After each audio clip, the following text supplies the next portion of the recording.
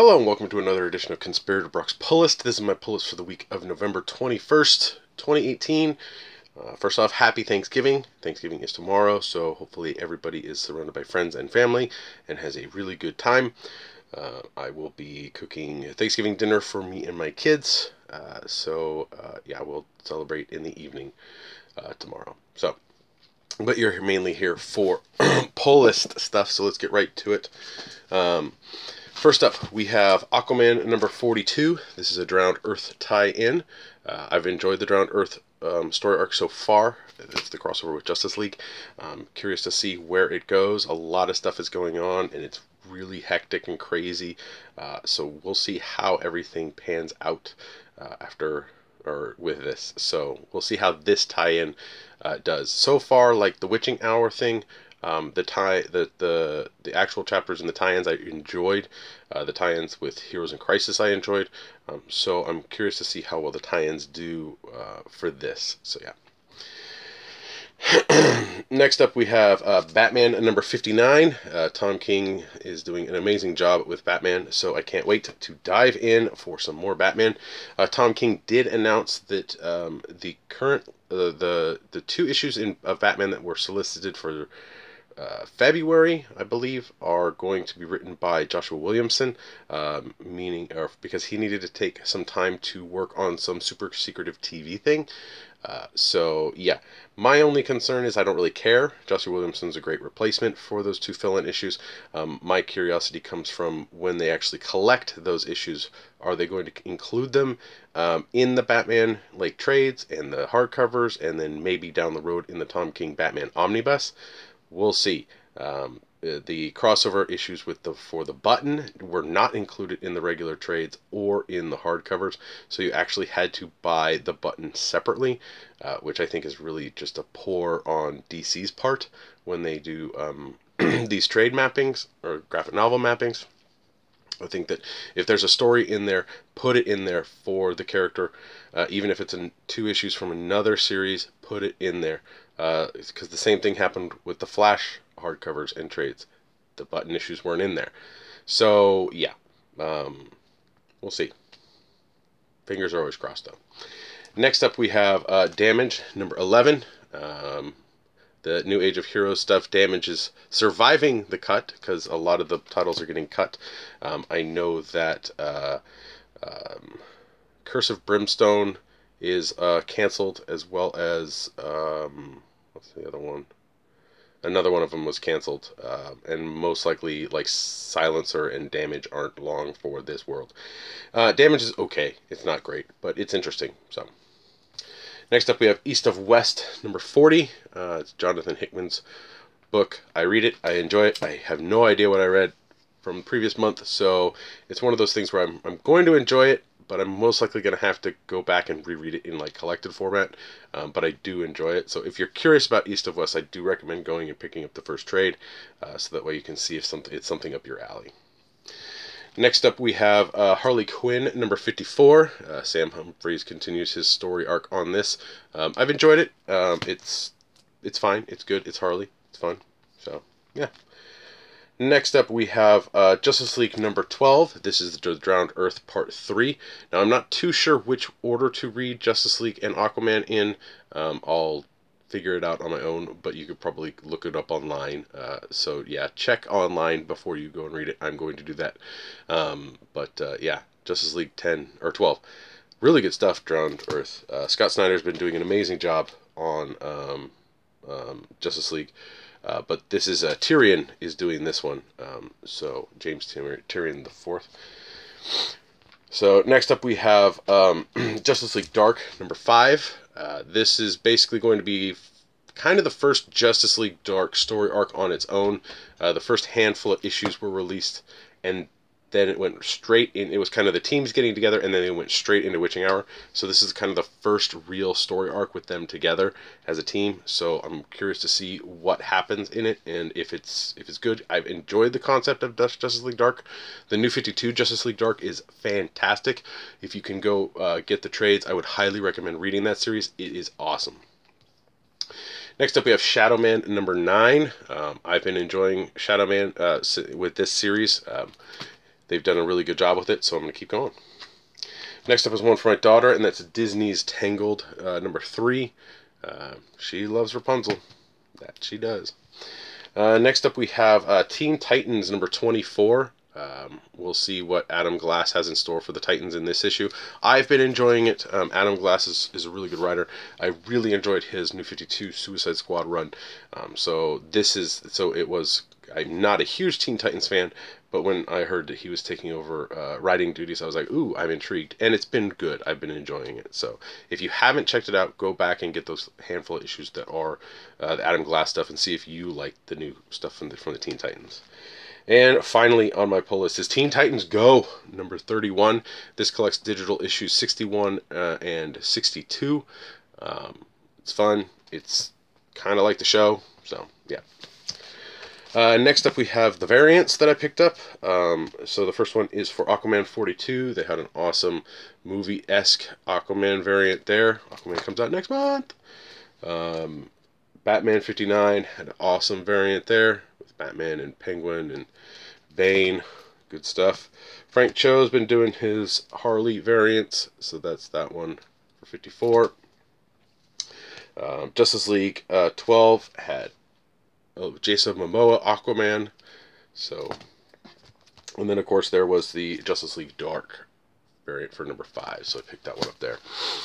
So not necessarily a heavy week of comics for me, but a heavy week of other stuff. This is the difficult part with collecting comic books and graphic novels and toys and statues, is that at the end of the year, it kind of, everything gets dumped. Like, there's this huge dump. You'll go through most of the year getting spatterings of things. I've been using previews for a long time and pre-ordering stuff, and every year around this time is when everything gets dumped. Like, they just dump everything. Like, get it out there. So first off on the dump is the Harley Quinn red, white, and black Michael Turner statue. I'm curious to see how this one is. Michael Turner, of course, is an amazing artist who passed away, and we lost a really good talent in him. So this is based on his design. I'm curious to see if this one is good. It's really light, so it makes me kind of wary. It's much like the Jim Lee one, and it's going to be very tiny, almost not statuesque, more like action figure-y. So I'm going to do an unboxing video on this, and I'll let you know what I think on that. They did release a new DC Artists Alley Harley Quinn. This is from, I believe, Shea Moras. This is basically this design for Harley, so of course it's here. So I went ahead and ordered this one. I'm also going to be getting the Poison Ivy and the Catwoman. They did do some holiday variants of this one right here, but I don't know when those are coming out. I'm sticking to getting these main ones. So it's really light. It does not feel like a statue. It feels more like a figure. So we'll see what this one entails. But I will be doing an opening video for this. Looks like my box on this one got a little sliced somehow. So yeah, but the box is really thin. It's not like it's not like a normal statue box that it actually feels like cardboard. I did get some graphic novels in this week as well. The first one is the hardcover of The Brave and the Bold by Liam Sharp. This was a really, really good series. I picked up the hardcover. They had a local comic shop day variant of this, but I decided to get the regular one. So yeah, so The Brave and the Bold is out in hardcover if you're curious. And then there is the Suicide Squad Deluxe Edition hardcover. This collects issues 21 to 32 of the Rebirth Suicide Squad stuff. Again, it's a little thin, so if I look back here at these ones, it's probably comparable to the same size. But I've had issues with... No, this one seems to be okay. So, like, with Suicide Squad, they've done a good job making them about the same size, the amount of content, so on and so forth. But a couple of them have not been like that. They've kind of hopped around in size, and I'm not the biggest fan of that. But again, that goes into, or back to the mapping of graphic novels. So, yeah. And then I picked up a novel that came out by Paul Dini and Pat Cadigan. And it's Harley Quinn, Mad Love. So DC's been starting to do a lot of, novels and stuff, young adult stuff. I'm not sure what this falls under for, whether it's young adult or not, but I don't think so. But it's Harley. It's a book. I'm going to read it. I'm going to check it out. I'm curious to see if the actual cover... Nope, it's just a blue cover. Although that's a weird texture for the book, for the dust jacket. But Mad Love, Paul Dini, Harley Quinn. Good stuff. Yeah, that's pretty much what I got for this week. Last week, towards the tail end of the week, a new game came out. I know I don't normally talk about games here. Some of you may or may not know I play Hearthstone on a regular basis. Love Hearthstone. I play it on a daily basis. Still haven't hit Legend, but you got to keep trying. But a new card game came out last week, and I was really interested in it. It's from Richard Garfield, who helped create, or basically created Magic: The Gathering, which has been around for a long time. But it's a new game called Keyforge, Call of the Acrons, or Archons. It's a unique game in that each deck is unique. No one deck is the same. So that intrigued me, because part of the reason I don't like physical card games, and what was the appeal for Magic, for Hearthstone, was that I could get rid of extra cards I had by disenchanting them, and they didn't take a space because they were digital. But basically, what I showed you was the starter box, which comes with 2 decks that are kind of learning decks to learn the game. And it comes with 2 random decks. Basically, Keyforge pack will basically net you a deck. So you can basically go out, spend $10, and start playing the game if there's somebody else to play with, or go buy 2 decks and you can basically start playing. There are tokens and stuff like that, but you can use other things to cover for those, like you're collecting amber, and you're not actually attacking somebody in the face. You're trying to build these keys. But the really cool thing is no one deck is the same. So the decks basically come like this, prepackaged, sealed. There is a checklist on the back that basically gives you a list of everything that's in here. And basically the front tells you what houses are in this deck, and then it has a specific name and a specific picture. So when you open this, you can't take cards out and use them on other decks. It can only be used in this deck. So that's what I really enjoyed, was kind of the possibilities there, that are there to have just outrageous amounts of fun. Now I did open one deck. I went and played at event locally here at Isle of Gamers. They had a Keyforge launch kind of event this past Saturday, and I went and played a couple games just randomly. Lost both, but I still had a lot of fun playing the game. I did pick up 2 decks, and I ended up getting a deck that has the 4 Horsemen in it, which is apparently a really they're hard to get cards, and a lot of these Horseman decks are going for like $100 each online. Yeah, I ended up getting the 4 Horseman cards here. So, pretty fun. The name of the deck that had all the Horseman cards in it was Jack's Swinefire's Shieldmaster. So again, each name is different. The classes you'll play in the deck are different. The image here is going to look different and be different. So it's really cool. There's a kind of a collectible aspect to it, but not really, since it removes that individual card mechanic. You can basically collect, class is if you want, and look for just decks with those classes. But yeah, as you can see, each deck here that I have is different. Pictures different, classes are different. and even the names are completely different on these ones. So yeah, I'm super excited to play these kind of this game some more. It seems like it's going to be super fun. So yeah, so Keyforge, another thing I'm sucked into buying.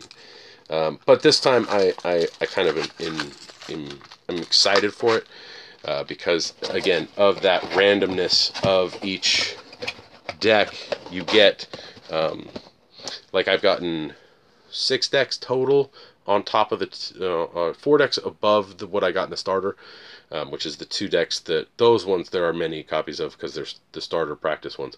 But out of the 6 random decks that I actually opened, I only got 1 deck that actually had a house. The rest of them I got all the houses. So yeah, it's one of those things where I think that you can get a lot out of the game, and it can be a lot of fun. But yeah, it's a Keyforge called Archons. So if you're curious, yeah, head on over to, they sell them at Fantasy Flight. I'll put a link in the description below for the stuff if you can get it on Amazon. But I'm really excited for this, and playing it has been really fun. So yeah, good times. So I believe that's it for this week's pull list. Thanks for watching. Please like, share, and subscribe to the channel. If you have any comments or suggestions, leave them down in the comment section below. Also, let me know what you're getting, what you're checking out. I cannot read everything. I specifically don't read a lot of Marvel books, not because I'm not a big fan, but because I just stopped buying Marvel singles. But occasionally I will check out Marvel books here and there if the interest is high on them. Yeah, comments down in the comment section below. Be nice, be kind, all that wonderful stuff. If I butchered a name, let me know so I can correct myself. I do not mind correcting.